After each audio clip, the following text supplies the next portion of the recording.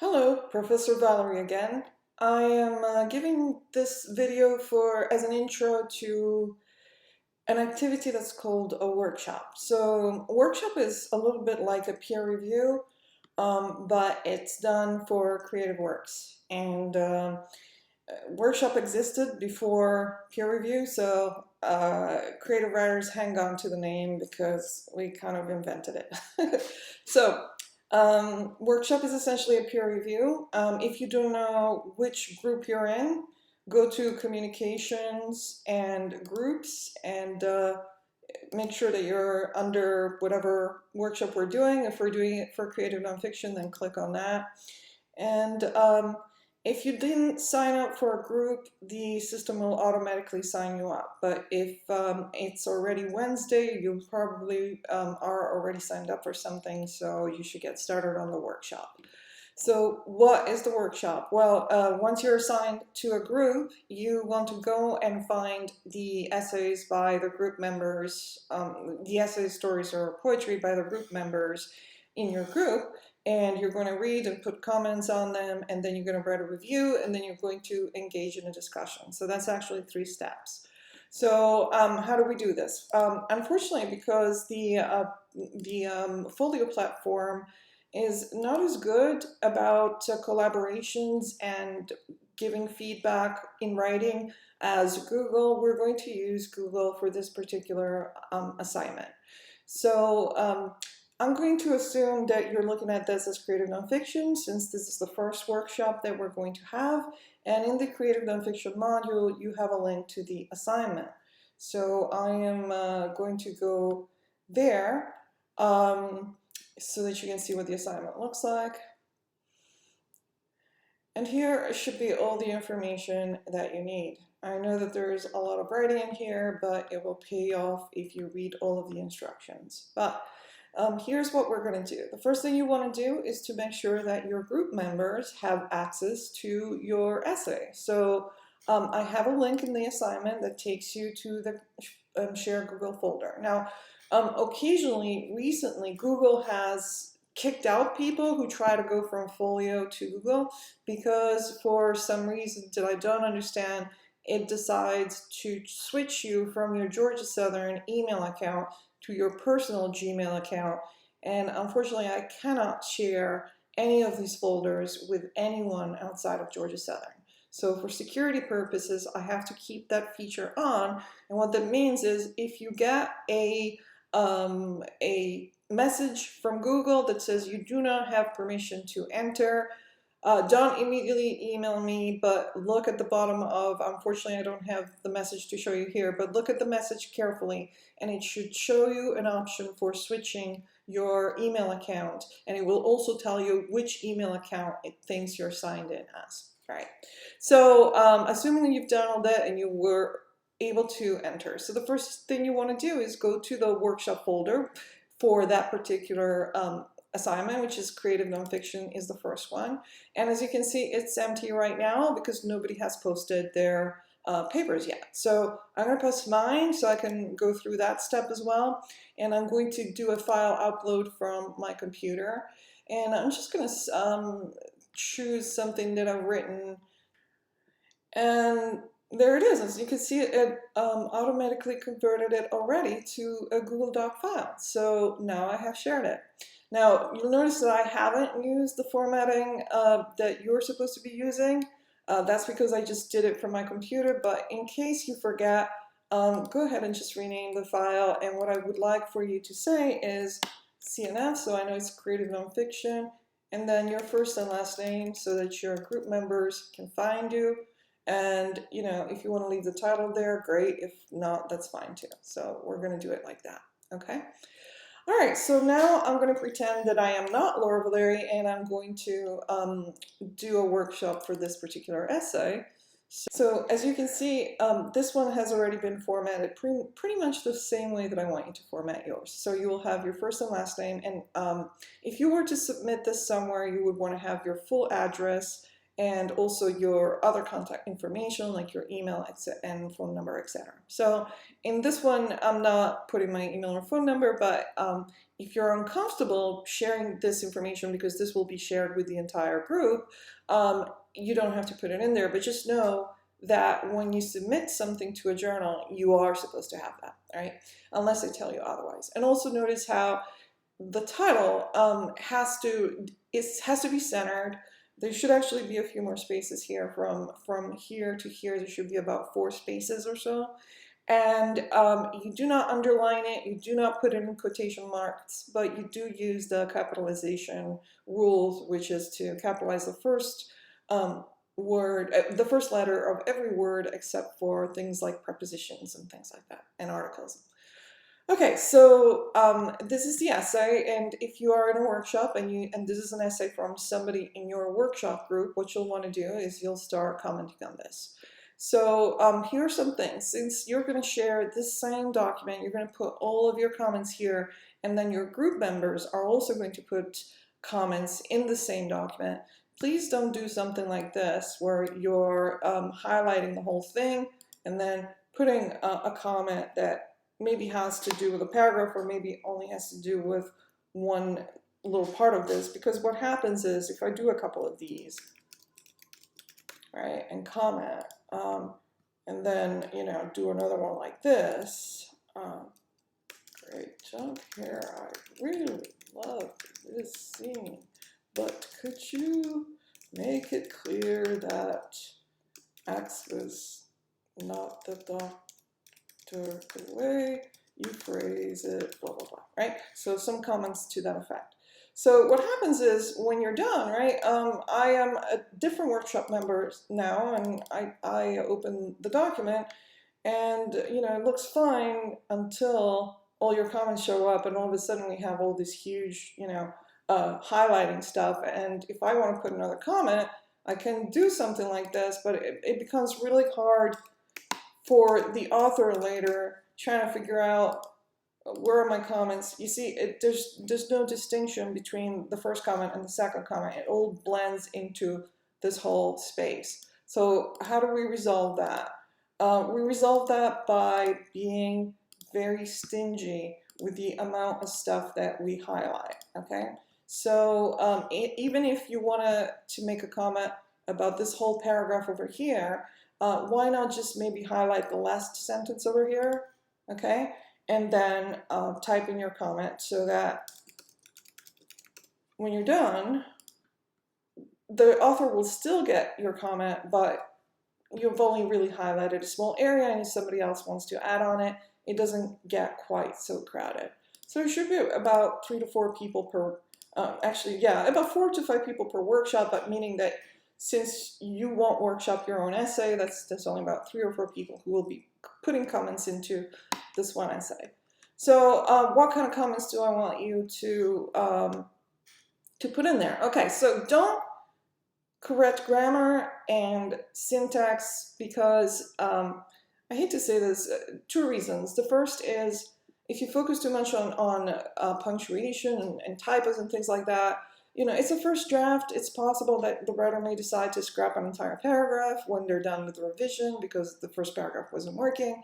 And you've done all that work, and it's not, you know, they're not even going to be able to use it. So it's time consuming, and it's not something that I want you to spend time on. And the second thing is that I don't entirely trust that everybody in class or anyone really has enough skills in grammar to be able to be a good proofreader. And then it gets really, really, really tough when somebody makes a grammar correction that's actually not a correct correction, that I not only have to correct the original grammar mistake, but I also have to correct the person who made the grammar mistake. So it kind of like spirals out of control. So let's stay away from grammar. It's not important, and it's very time consuming. It's not important at this stage. It's more important later, and it's very time consuming. Also, when I do comments for you, I will do them in the document that's shared with everybody, but I will also make a copy of that document and then give you a much more detailed version where in there I will show you if you've made any grammatical errors. So basically I'm reserving the right to make grammatical corrections, but I want to do them, and I would prefer if nobody else did them so I don't have to fight with you over the rules and things like that. Okay, so in terms of what you want to comment on, just keep in mind whenever you make a comment, is this comment going to help this writer revise? Okay, so what does that mean? If you want to say, I really loved this line, go ahead and say it, that's fine, but it's not going to help the writer revise. It will help the writer not get rid of that line if it's a really good one, so it's not that I'm saying don't do that, but you want to focus a good portion of your documents on things like clarity. I'm not really understanding what's happening in the scene, who said this, or, motivation. I don't understand why he lashed out at her. From what I've read in this piece, I don't understand her motivation for doing that. Maybe if you could explain a little bit more her thought process. Or you could talk about, I'm not able to see this setting. I know that there are two people talking, but where are they? I'm not feeling like I'm immersed in the moment. With poetry, it actually even gets harder because in addition to all of those things, we also talk about how the sentence rolls on the tongue and what kind of accents and sounds do we hear when we speak it out loud. So all of those things would be things that you would want to comment on for a poetry workshop. For prose, it's not, we don't really listen to sound that much. You could still make a comment that says, the sentence feels like a mouthful. Maybe you want to break it down a little bit. It's unclear. Those kind of comments are fine. But I will expect a majority of your comments to be really about, like I said, things that will help the writer revise. All right, so let's pretend that you've done comments for the entire document. What happens now? So you cut and paste, first of all, the link to this, and we go back to Folio, and you should find a Dropbox in Folio that asks you to post the comments that you made. So here it is, my Google Comments for Creative Nonfiction. Now, I don't see the student view from here, so I'm not really sure what yours looks like, but it should be something like this. But basically, what you'll be able to do is to cut it, to paste the link to that particular document, and then just write the name of the person whose document you just reviewed next to the link. And you do this for every person in your group. The Dropbox accepts multiple submissions, so if you want to do two at one point and you need to break to take care of your kid or get a snack or something, come back to it later, you can do that and post whatever else you're doing later into the Dropbox. The Dropbox will accept everything and they will keep all versions of your submissions. When you're done with that part, there's two more parts to go to. So we go to discussions, and again, you will see you have been assigned to a group. So when you go to your discussion, you will find a nonfiction workshop discussion board that's really only accessible to your group. So they're divided by groups. And I have posted the instructions here again if you want to review them, but you essentially would start a new thread for each person in your group that you're going to review, and you're going to review every one of them. And so in the subject you would write the name of the person you're reviewing and the title of their work. So it's Laura Valeri, which means how beautiful you are, anytime. And what I want you to do is you write one paragraph in which you talk about what insight did you get out of reading the piece, like kind of a first impression kind of thing, like what did you get out of it, what do you think the author is going to explain what they wanted to do with the piece, but I still want you to tell us what your main impressions was, right? So I really felt like it was a very moving piece. Yes, because I'm the writer, I'm so great. Piece. That's your first paragraph, for example. Then the next part is two things that you think the author did really well, and be specific. So don't just like, you could start with a little bit of general, like I really thought that the author did a great job of putting us in the setting. Give them a line, show them where they did that. It's so nice when you're writing to hear back from people that have read your work not just, yes, I liked it, but I really liked it when you described the house like it was a jewel box, because it really made me think. Those are the kind of things that writers really appreciate, because they can really get into the head of the reader and really see how their work affects them. So you do it for two things. And the next part is the most important. And this is two things that the writer needs to prioritize when revising. I do not want you to say everything is perfect, leave it as it is. I don't believe that can happen. I think that very, very, very few writers, even the famous ones, do a rough draft and it's perfect the way it comes out, okay? It happens very rarely. So really, if you tell me there's nothing to change, what I'm really hearing is one of two things. One, you don't care enough to give them good feedback because it takes a lot of effort to really think critically about the essay, and you're rushing through it. Or two, you haven't really assimilated enough all of the things that we're talking about prior to this, right? So how to create a setting, how to create a character. This particular assignment, that's what it's testing. It's testing your ability to evaluate all of these things in other people's writing.